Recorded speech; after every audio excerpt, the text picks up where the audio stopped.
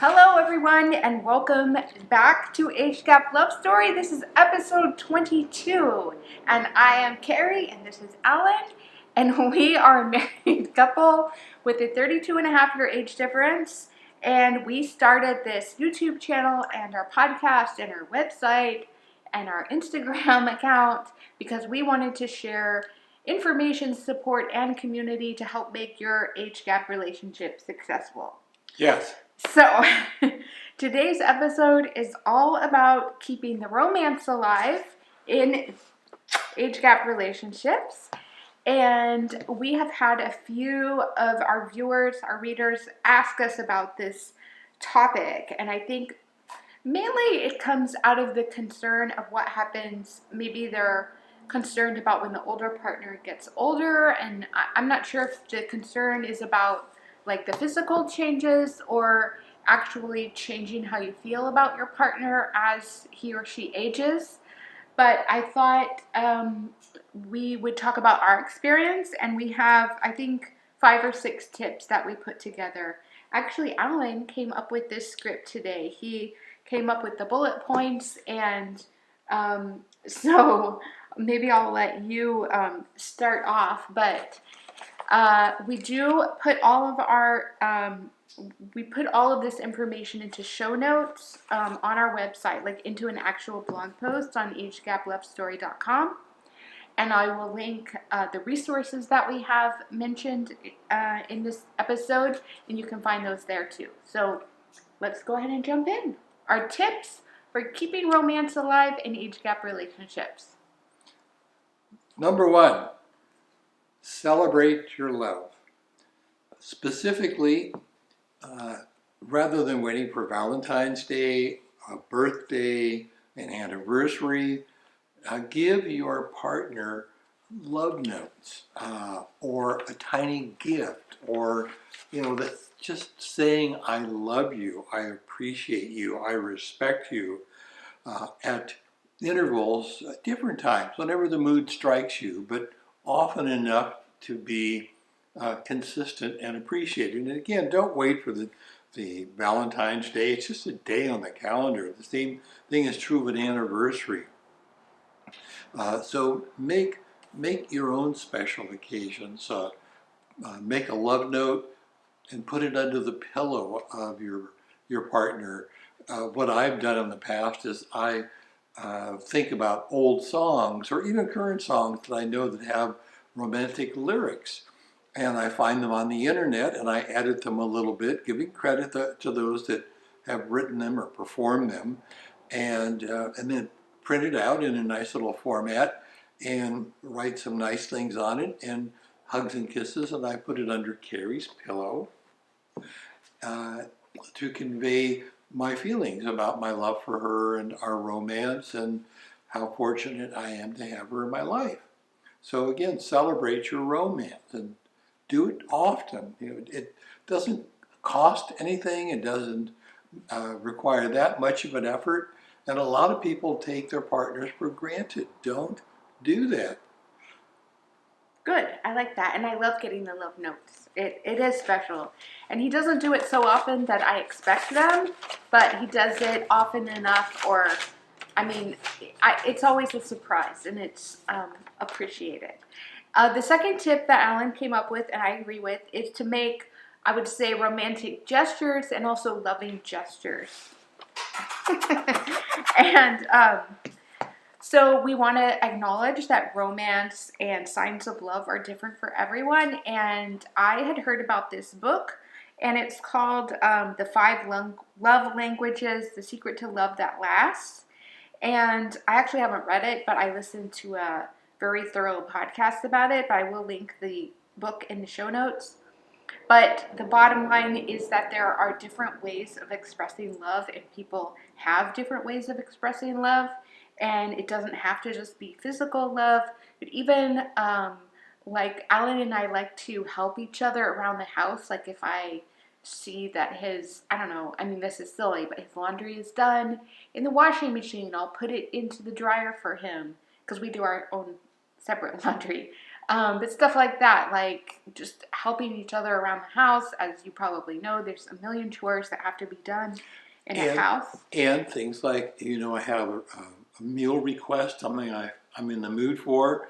Carrie will make every effort to prepare that for like a lunch or a dinner, or to prepare things the way I like, or if I like a certain condiment, like I like horseradish on certain things, and Carrie will put it on the table. I don't have to ask her for it. And I try to do similar things for Carrie, knowing the way she likes things. I try to make things easy for her, and she tries to make things easy for me. And between the two of us, it just makes life sweeter. Yeah, and it's a way of showing that you're thinking about. You're a heartthrob. You were waiting to do that, weren't you? I was waiting. I've been waiting a long time. One of my best things. Okay, that's enough. Okay. But yeah, I think it's just a way of like showing that you're thinking about somebody or your loved one, and you're sensitive to their needs and things that they like. It's just a considerate way of being with somebody. Yes. Okay, you want to do the next one? What is the next one? Oh, hug and kiss often. First, I thought it said hug and kiss others. So I thought, hug it. You can do that too if you like. Might not be well received, but hug and kiss often, and we do that. We throughout the day, and we have regular times when we do that in the morning and in certain times in the evening. But in the kitchen, one of our favorite hugging and kissing places. So, because we're both standing up. Probably because I'm in the kitchen all the time. Yes, yeah, Carrie does spend a lot of time cooking. So, I think that's a physical way to show your affection, and touching, holding, without getting too graphic here or too specific. Sex isn't the only way you can show your physical affection for your partner. And as most of you know, if you've been together for a long time, sex is not the important part of maintaining a relationship. It might be initially. But again, you can be physically affectionate as often as you like, and usually it's well received. And it's important for human survival, actually, to be physical with other humans. And I found a quote from a family therapist who said we need 4 hugs a day for survival, we need 8 hugs a day for maintenance, we need 12 hugs a day for growth. So, it just goes to show you, like, humans evolved being physical with each other and being around each other, and having a partner that you were like Alan and I are sitting so close right now. It's just the way humans evolved. We weren't meant to not be loving towards each other, and especially our romantic partner. I read an article once, and it said that kissing evolved among Neanderthals because they would lick the salt off the face of the other from perspiration. Yeah. Okay. That's weird. You taste good. Okay. That was before makeup, of course. Do you want to do the next one? I will do the next one. And the next one is resolve disagreements quickly. Yeah. Yes, the bottom line is if you have a disagreement of any level, from minor to major, discuss it in a calm way. We talked about this in the past on how to deal with disagreements.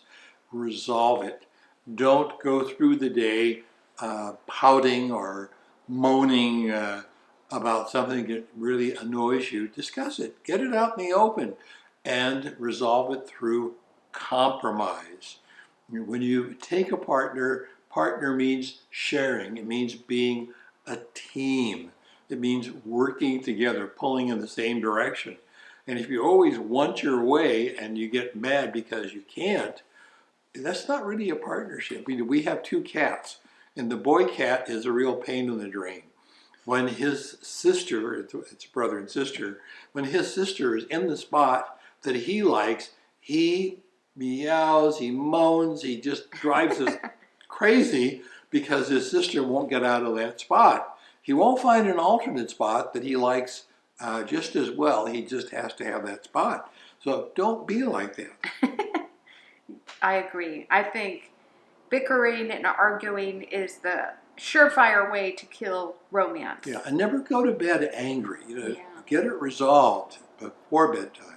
Yeah, I mean, And don't use sex as a weapon.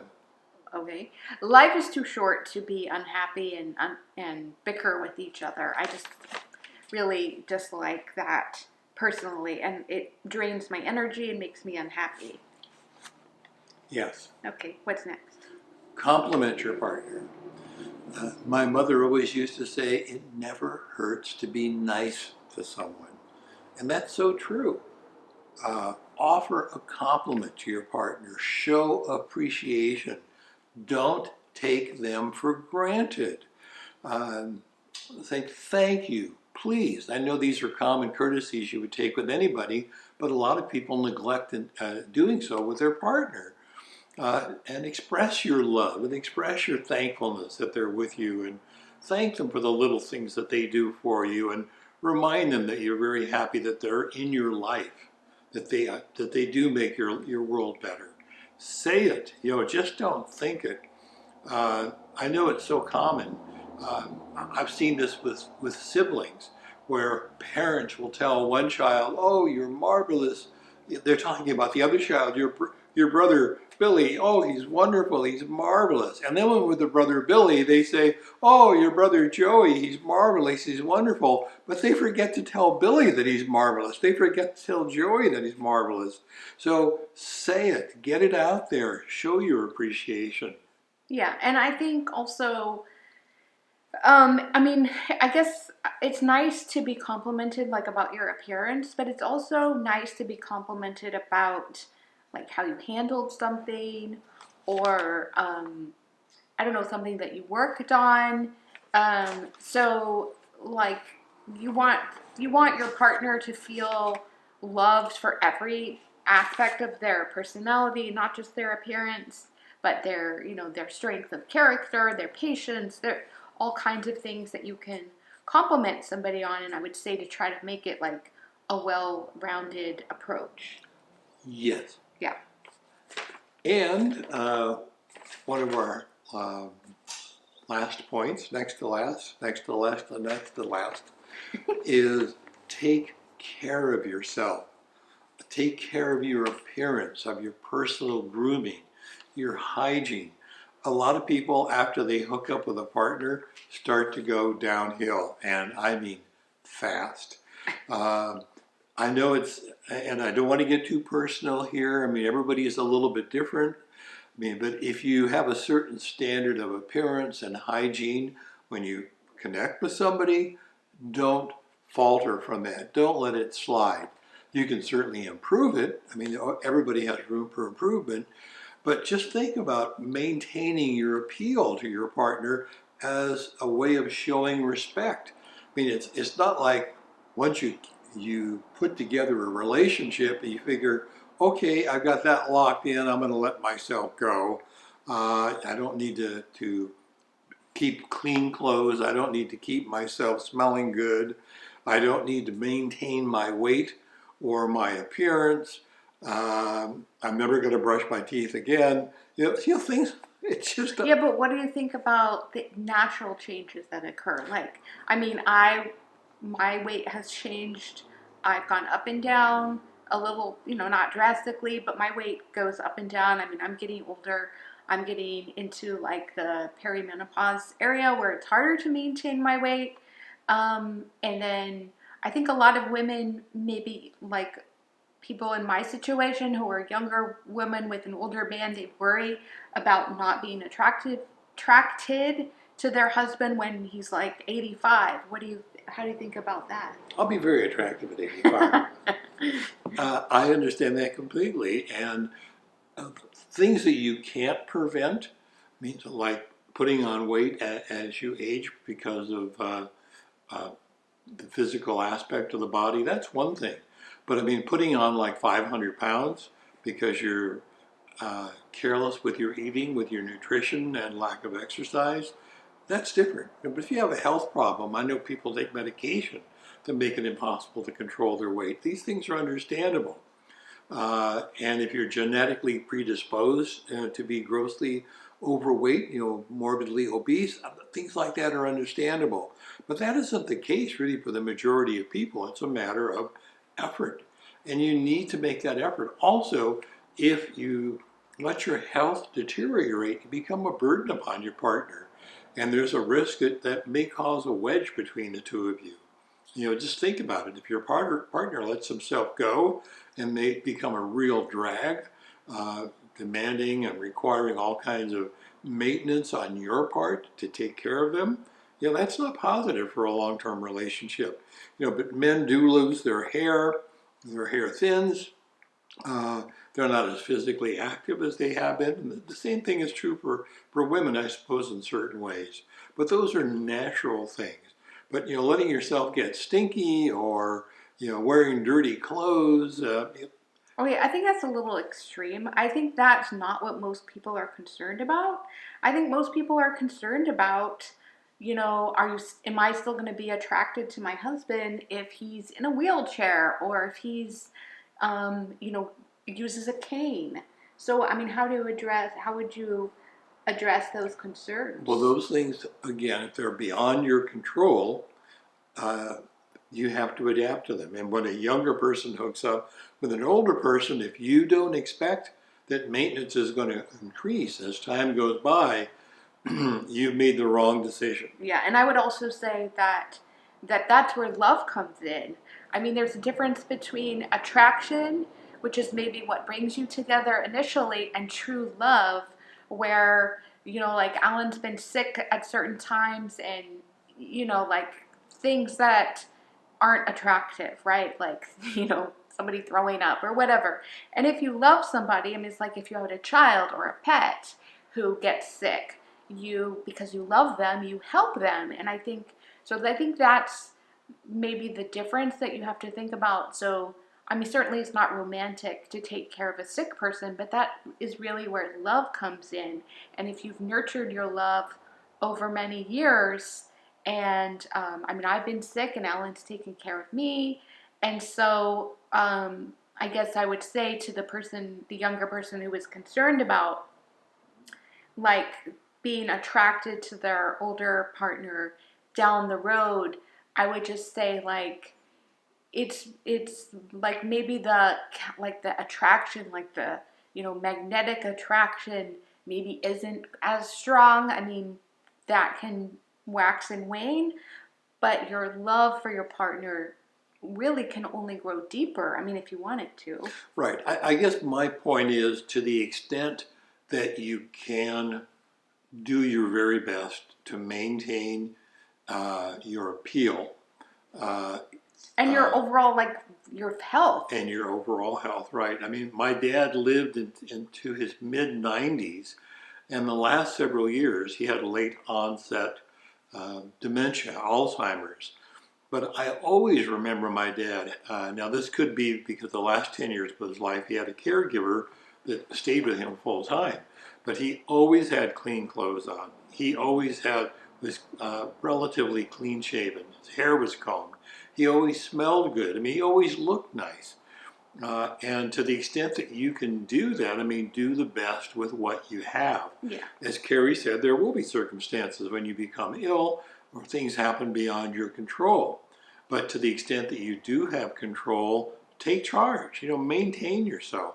It's like a car. If you don't take care of the car, it's going to fall apart. Same thing is true with the body, and people just don't appreciate it. I mean, you only have one body. You have to take care of it. Yeah, I think that's good advice. So, I mean, that can be like a shared value. It can also be something that you and your partner work on together. I mean, Alan and I have gone through, like when we met, we were both like kind of interested in health. Like we wanted to be healthy, but we didn't know how to be healthy.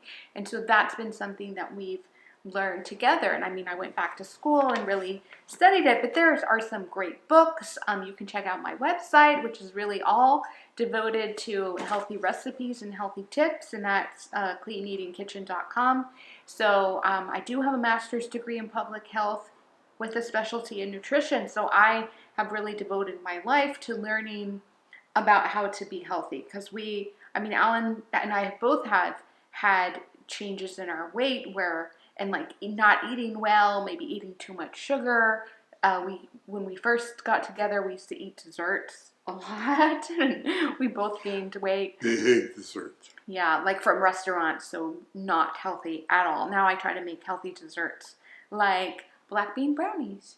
Anyways, so the point is, if you have that as a shared value, it's something that you can work on together throughout your relationship, and then it's something that you share, and you know that you're both kind of going down this road together. Right, but the main point is, if you want to maintain your romantic relationship with your partner, it's almost like when you were dating. When you were dating or looking for a partner, you do your best to look nice, to appeal to somebody else. And I think out of respect for your partner, as your relationship ages, you should do the same. Make an effort, to look and be your best. Yeah, and to a certain extent. It's been funny, like this last year, being home, I wear leggings and a sweatshirt every single day. But they're clean, and I'm not wearing my pajamas all day long as much as I would like to. So, leggings and a sweatshirt are almost as good as pajamas. So, but at least I do change my clothes, and I do try to like wash my face and every day, maybe put on a little makeup. So it's like to a certain extent, I'm not gonna get as dressed up as if we were going out, but I do want to, like you said, look nice and smell nice and those things. And I take a shower once a month, whether I need to or not. So that kind of really wraps up our tips. So I hope that we gave you some, maybe made you feel more comfortable about this idea of, aging. And you have to remember too, if you're young now and say you're like 30 and your partner is 50, so you wonder, what's it going to be like when he's 80? Well, don't forget, you're going to be 60 when he's 80. So it's not like you're going to be 30 and he's 80, that's fine, but it's just, you have to remember, like, you're going to age too. So you're both going to go through this together. You're both going to experience changes, and you both can, have fun, exercising together and growing old together. Right, and I think the critical point is that romance is just like all of life. Positive outlook. Everything is in here. It's like virtual reality. You make your own reality right here. You create it, and you can create romance or you can lose it, all with your thought process. That's true. Like, you choose to remain in love with your partner, and you do things to make that thought pattern be reality. Yeah, just remember that, and again, we talked about this, that the grass is not always greener on the other side of the fence. If you see another person that you think is, whoa, I could really be romantic with that person, well, that may turn out to be, completely incompatible with you. So work on keeping and maintaining and improving your existing relationship, unless it's really broken. And it takes effort, but wow, it's worth it in the long run. Yeah, and you can always seek therapy. There are definitely therapists who specialize in, all aspects of relationships. I think it may be, I don't know if it's harder with age gap. That's maybe something we can look into. Like, is it harder to find therapists who aren't, who are educated in age gap relationships? I don't know. If you have had experiences, good or bad with therapists, we would love to hear about that. Yes, on the subject of therapists, I think I said this in a previous episode, but Rodney Dangerfield. No. I just want to say it, please. Fine. Rodney Dangerfield said when he told his psychiatrist that he was suicidal, the psychiatrist said that was fine, but he had to start paying in advance. Okay, we're going to wrap up now. Don't edit that out. We hope that you enjoyed this episode, and we'll see you in 2 weeks. Bye. Bye.